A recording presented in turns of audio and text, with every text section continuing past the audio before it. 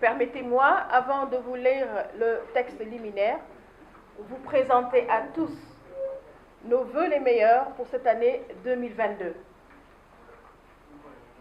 Vous savez tous qu'il est notoire que la Poste est confrontée depuis quelques années à des difficultés périlleuses qui se sont exacerbées sous l'effet d'une malgouvernance accrue et manifeste du directeur général de la Poste, je voudrais nommer Abdoulaye Bibi Baldé. En réalité, en plus des carences intellectuelles prononcées qui s'illustrent par son incapacité à mettre en pratique une stratégie convaincante et cohérente depuis près de 3 ans, et de sa nonchalance, qui n'a d'égal que sa torpeur caractéristique et sa personnalité frivole. Abdoulaye Bibi Baldé est un pourfendeur de l'orthodoxie, doublé d'un brigand et aussi d'un délinquant financier, dont la sinistre réputation est notoire dans toutes ces entités qui ont le malheur de l'accueillir. Il s'y ajoute qu'après avoir épuisé sa crédibilité en tant que manager et bafoué son honorabilité en étant aux commandes d'un système mafieux de détournement et de deniers publics, il s'élève honteusement son niveau de gangstérisme en s'adonnant désormais à la pratique d'une violence lâche au sein même du cadre professionnel.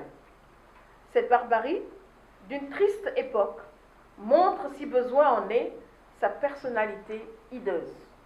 En effet, le 14 septembre 2021, aux environs de 22 h, à la suite d'une réunion extraordinaire du conseil d'administration de la filiale Poste et Finances, le représentant du personnel, en l'occurrence le camarade secrétaire général Ibrahima Sarr, qui se trouve être le secrétaire général du comité sectoriel du syndicat national des travailleurs des postes et télécoms, a été victime, devant le bureau du directeur général, et sous ses yeux encore, d'une agression de la part d'un groupe d'individus, dont certains ont été formellement identifiés, des membres du personnel présents, ainsi que les membres du conseil d'administration ont assisté, déconcertés, à cette agression ignoble et lâche.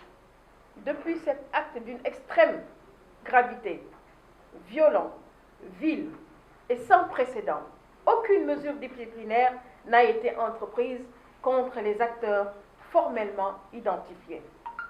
Cela en dit long sur le véritable instigateur de l'agression subie par le représentant du personnel, le camarade Ibrahima Sarr, qui n'est personne d'autre qu'Abdoulaye Bibi Baldé, directeur général de la Poste.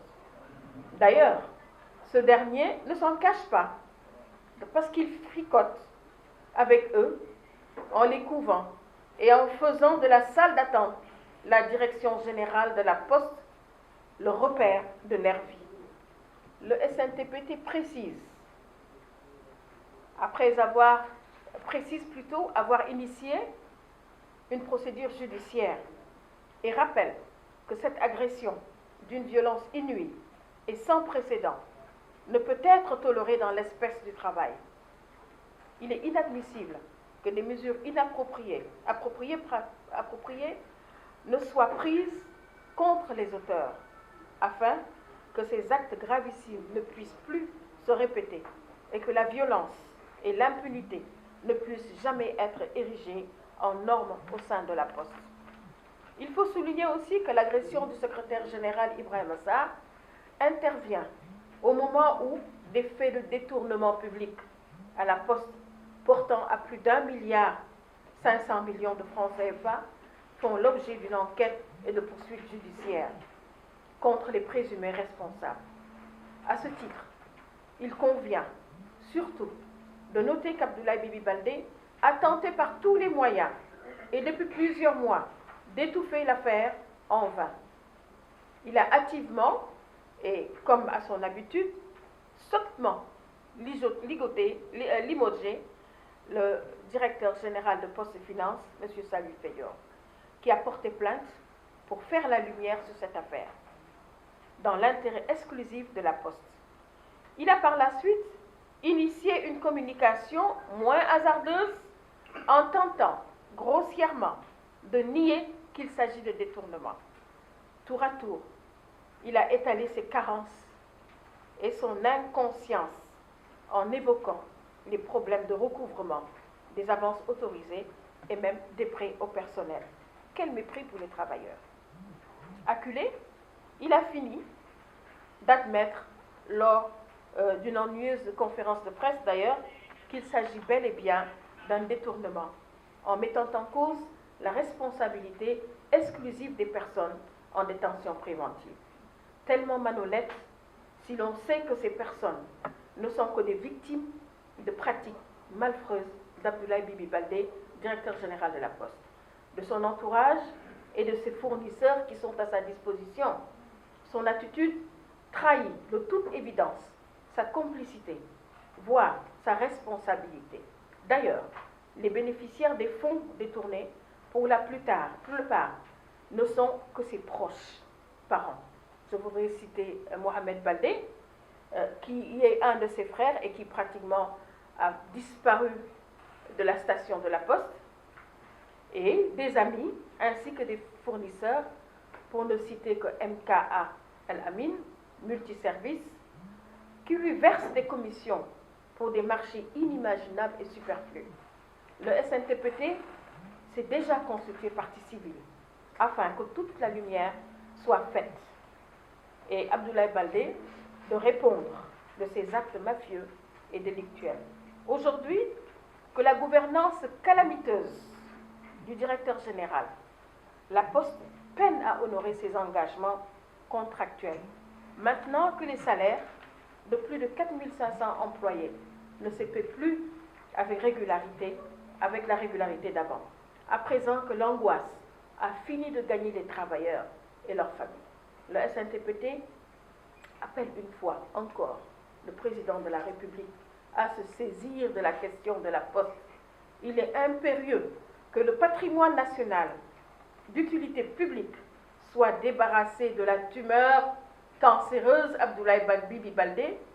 Il est surtout urgent qu'un plan de sauvetage soit mis en œuvre, d'abord pour penser les blessures subies par la Poste, et ensuite pour redresser et rendre performant ce pilier de la politique d'inclusion économique et sociale. Par ailleurs, le SNTPT précise que le sinistre plan de relance concocté par la direction générale et dans lequel il appelle à la déflation d'au moins 2500 travailleurs n'a jamais fait l'objet de discussions en interne. Paradoxalement, il continue de recruter à la Poste à tour de bras. Le SNTPT n'adhère point à une telle démarche et appelle l'ensemble des travailleurs à se mobiliser contre les manœuvres pernicieuses d'Abdoulaye Bibi Baldé, qui a fini de montrer à quel point il méprise les postières et les postiers. Le SNTPT appelle également au patriotisme de l'ensemble des forces vives du Sénégal pour accompagner cette lutte d'intérêt national.